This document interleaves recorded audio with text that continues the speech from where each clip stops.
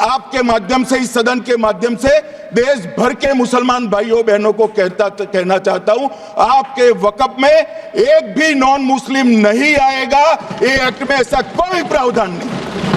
मगर जो वक्फ बोर्ड है और वक्फ परिषद है, उसका काम क्या है? वक्फ की संपत्तियां मान्यवर बेच खाने वाले लोगों को पकड़कर इसके बाहर निकालने का, वक्फ के नाम पर, वक्फ के नाम पर औने पौने दाम में संपत्तियों को 100 साल तक किराए पे देने वाले लोगों को पकड़ना है।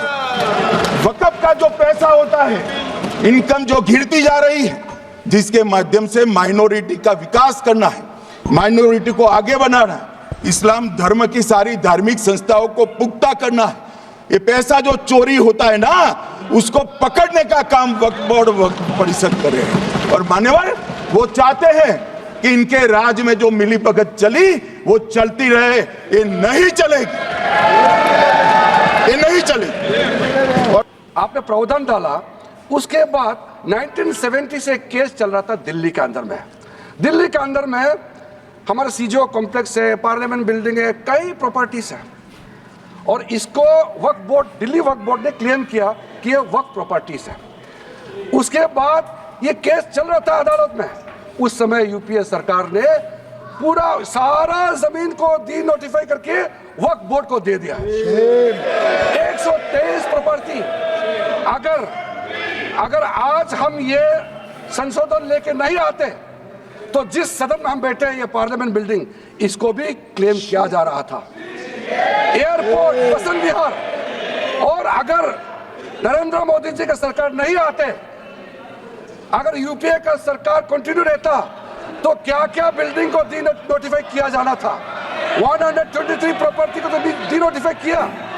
मैं रिकॉर्ड में कह रहा हूं, अपने मन से कुछ नहीं कह रहा हूं, मैं ऑफिशियल रिकॉर्ड का बात बता रहा हूं। अध्यक्ष महोदय, आप काहे को उछल रहे हो? मैं अपने से थोड़ी बोल रहा हूं, जो हकीकत बात को बता रहा हूं। आप आराम से बैठ के सुनिए।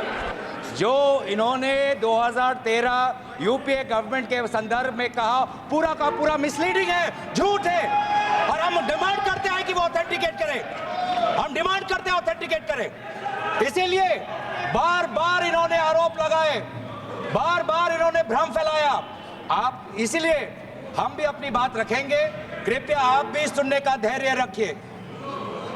अध्यक्ष महोदय, मेरा भी सौभाग्य है कि पिछले सदन में मैं अयोध्या राम मंदिर पर अपने पार्टी का मैंने अपना व्यू, अपने पक्ष रखा, और आज वक्फ संशोधन 2025 पर अपनी दल का और विपक्ष की तरफ से अपना पक्ष रखा। और अयोध्या राम मंदिर में भी और आज के वक्फ के संशोधन में भी मेरा एक ही मार्गदर्शक है, वो है भारत का संविधान।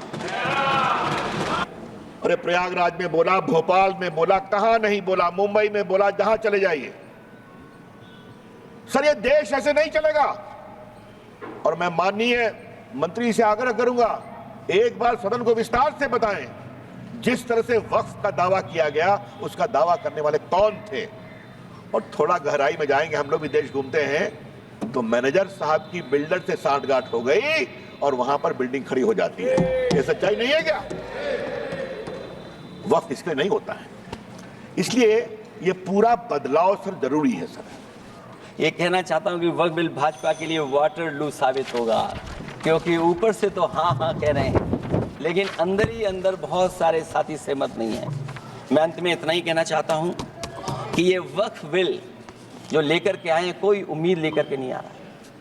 ये सोची समझी रणनीति का हिस्सा है, क्योंकि इनका जो बोर्ड बिखर गया है, ये मुस्लिम में भी बंटवारा चाहते हैं। मुस्लिम इस्लाम धर्म में कहीं बंटवारा नजर नहीं आता है, लेकिन इनकी कोशिश है कि इस बिल के माध्यम से हम मुस्लिम भाईचारा में भी बंटवारा करते हैं। बंटवारा तो पीडीए करेगा। अभी देखिएगा। सभापति महोदया, हमारे एक सदस्य कह रहे थे कि चुनाव बहुत अच्छा होता है। इनसे बेहतर किसने चुनाव देखा होगा? चलिए, धन्यवाद। वोट ही नहीं डालने दिया।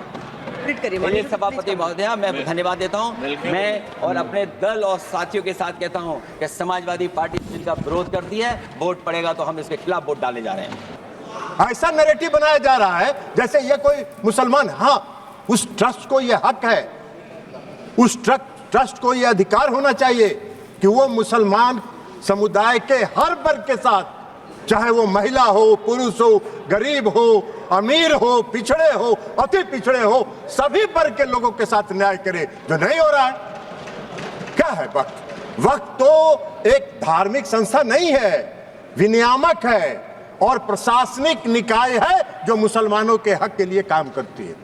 आज उसको नैरेटिव बनाया जा रहा है। क्यों नैरेटिव बनाया जा रहा है? आप मोदी जी को कोस रहे हैं। अरे भाई, मोदी जी का चेहरा अगर आपको पसंद नहीं आता है तो मत देखिए। 1995 का जो वक्फ अधिनियम है उसकी प्रायिकता पर रोक लगा दी थी, जिसका अर्थ है कानूनी दावों के समय पाबंदी के बिना आगे बढ़ाया जा सकता है। अब आपने रास्ता खोल दिया वक्फ प्रॉपर्टीज के ऊपर मुकदमों के लिए। जो वक्फ प्रॉपर्टी पर कब्जा बैठ करे हुए लोग हैं, अब वो कब्जा धारक जाकर के एडवर्स पोजेशन का दावा कर सकता है और मालिकाना हक हासिल करने की बात कर सकता है। आपने जो अपराध करने वाले लोग हैं, जो कब्जा करने वाले लोग हैं, वो पहले गैर जमानती हुआ करता था, आपने उसे जमानती कर दिया।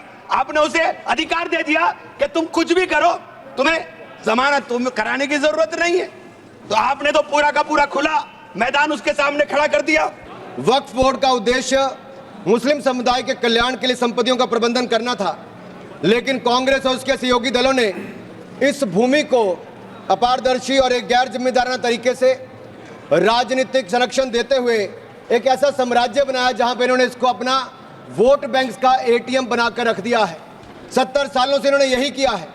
1947 में भारत ने एक विभाजन देखा है, वो एक परिवार